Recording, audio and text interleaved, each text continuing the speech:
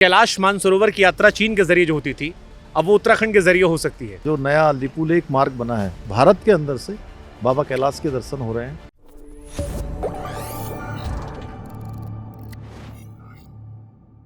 इस बार उत्तराखंड यात्रा पर एक बड़ी अच्छी बात पता लगी हमें कि कैलाश मानसरोवर की यात्रा चीन के जरिए जो होती थी, अब वो उत्तराखंड के जरिए हो सकती है। उससे बेहतर दर्शन हो सकते हैं। क्या है, थोड़ा बताइए। देखिए, पिछली बार हमारे प्रधानमंत्री जी ने, वो देश के पहले प्रधानमंत्री हैं आदरणीय मोदी जी, जिन्होंने 17,000 फुट की ऊंचाई पर जोलिंगकोंग आदि कैलाश के दर्शन किए। और उसके बाद पूरी देश दुनिया के लोगों का ध्यान इधर गया और जो नया लिपुलेख मार्ग बना है, लिपुलेख भारत का अंतिम स्थान है और उस स्थान पर जाकर कैलाश के दर्शन आसानी से भारत के अंदर से बाबा कैलाश के दर्शन हो रहे हैं और सफलतापूर्वक अभी पिछले दिनों काफ़ी श्रद्धालुओं ने दर्शन किए। आने वाले समय में एक क्रम बढ़ेगा और एक बड़ा मार्ग हमको मिल गया है। कितना समय फर्क पड़ता है सर, चीन के जरिए जाएं यहाँ के जरिए? देखिए, ये भारत के अंदर का स्थान है और ये 70 किलोमीटर लगभग पहले है वहाँ से, लेकिन वहाँ से सुगमता से बड़ी आसानी से दर्शन होता है और दर्शन ज़्यादा बेहतर होते हैं जितना हमने सुना। हाँ, आसानी से होते हैं, लोग दर्शन कर रहे हैं अभी। ठीक बात है। अच्छा, एक सवाल और मन में आता है, क्योंकि हम लोग कई बार केदारनाथ जाते हैं, केदारनाथ के कई सारे क्वेश्चन रखे मैंने। जैसे वैष्णो देवी में दर्शन, मैं धार्मिक व्यक्ति हूँ, मैं अलग अलग मंदिरों में जाता रहता हूँ, तो वैष्णो देवी जाता हूँ तो वहाँ श्राइन बोर्ड मिल जाता है मुझे, थोड़ी व्यवस्थाएं एक तरीके से आती है। घोड़ा वोड़ा करना हुआ तो ऑनलाइन टिकट कटवा लिया, एक प्रक्रिया है। कई बार केदारनाथ में लोग कहते हैं कि रेट्स का बड़ा फ्लक्चुएशन होता है, मौसम हालांकि यहाँ अलग है, लेकिन फिर भी क्या भविष्य में कोई बोर्ड की योजना है कि एक ऑर्गेनाइज तरीके से केदारनाथ की यात्रा हो? देखिए, ये जो मंदिर के अंदर का स्थान है, उसके लिए हमारे सभी तीर्थ पुरोहित हैं, केदार सभा है, अन्य लोग हैं, जो धार्मिक संगठन उसको पहले से ही नियोजित करते रहे हैं, वो नियोजन करेंगे। उनके साथ हमारी बात चल रही है।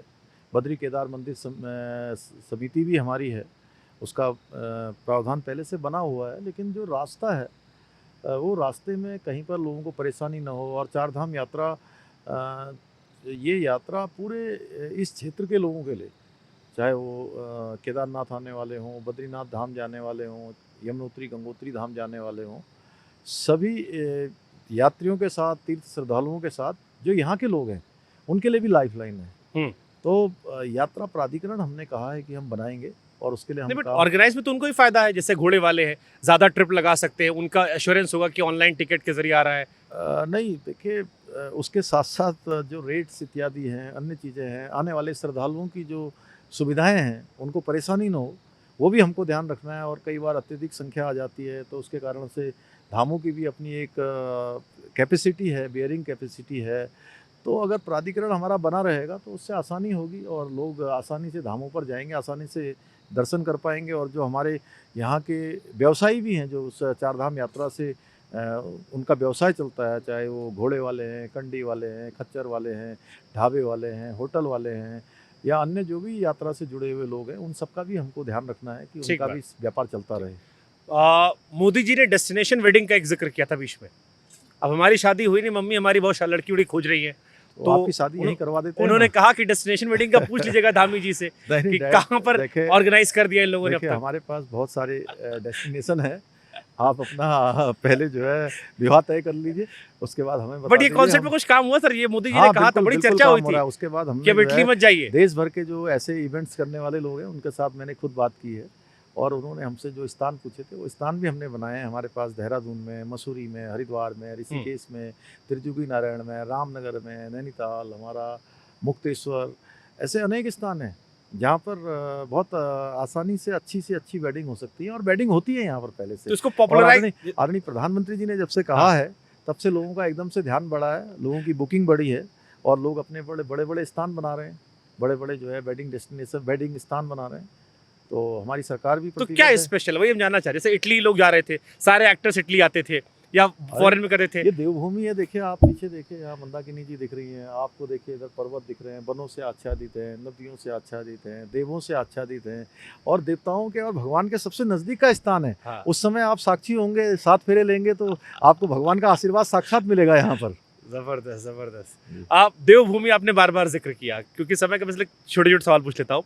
एक दिल्ली में जब हम बैठते हैं तो अब उत्तराखंड जो है एक टूरिस्ट स्पॉट हो गया है, जैसे हम छोटे जब थे तब आते थे भक्ति भावना से कि चलो आओ पूजा पाठ करके आते हैं। अब देखते हैं कि हरिद्वार और ऋषिकेश के बीच में खचाखच लाइनें भरी रहती हैं और कई सारी खबरें पत्रकार होने के नाते में पता चलती है कि कई रिजॉर्ट हैं जहाँ पर कई तरह के ड्रग्स भी चल रहे हैं, बहुत सारा काम चल रहा है। लोग कह रहे हैं कि मिनी गोवा धीरे धीरे बनते आ रहा है। तो ये एक बहुत ही सीरियस इशू है देवभूमि की पवित्रता को लेकर। देखिए, उसके लिए हमने कुछ यहाँ पर प्रावधान भी किए हैं कि देवभूमि का जो मूल स्वरूप है वो बना रहना चाहिए, वो समाप्त नहीं होना चाहिए। उसको लेकर हमने जहाँ धर्मांतरण का हम सख्त कानून हमने यहाँ बनाया है, इसके साथ साथ हमने यहाँ पर अतिक्रमण जो बड़े पैमाने पर था उसको हटाया है। तीर्थाटन पर्यटन में न बदले, पर्यटन के लिए अपना अलग स्थान है, तीर्थाटन जहाँ होना है, जो हमारे तीर्थ स्थान है, हमारे धार्मिक स्थान है, हमारे धाम है, उनकी पवित्रता बनी रहनी चाहिए। उसके लिए हम संकल्पबद्ध हैं। तो ये आपकी नज़र में है जो ये ऋषिकेश को लेकर अक्सर आरोप लगता है कि सारे विदेशी आ गए, तो आपने भी देखा होगा सर? नहीं, विदेशी आते हैं, वो उनका अलग क्षेत्र है, राफ्टिंग के लिए आते हैं, लेकिन विदेशी भी आते हैं तो वो भी हमारे रंग में रंग कर जाते हैं। यहाँ सर योग के क्षेत्र में योग नगरी है ऋषिकेश। नहीं, ये वाला तो अच्छी पार्ट है जो आप ये योग वाला कह रही है, अच्छा पार्ट है। एक और पार्ट अगर लोगों ने कहा कि आपके दिमाग में डाल दे, आप मुख्यमंत्री हैं, आपको पता रहेगा तो आप शायद जांच करवा लेंगे। नहीं, देखिए, वो कुछ यदा कदा हो सकता है, लेकिन अभी तो हम लोग इस पर पूरा हमारा फोकस है कि जो तीर्थ नगरी है, धर्म नगरी है, उसका मूल स्वरूप बना रहे।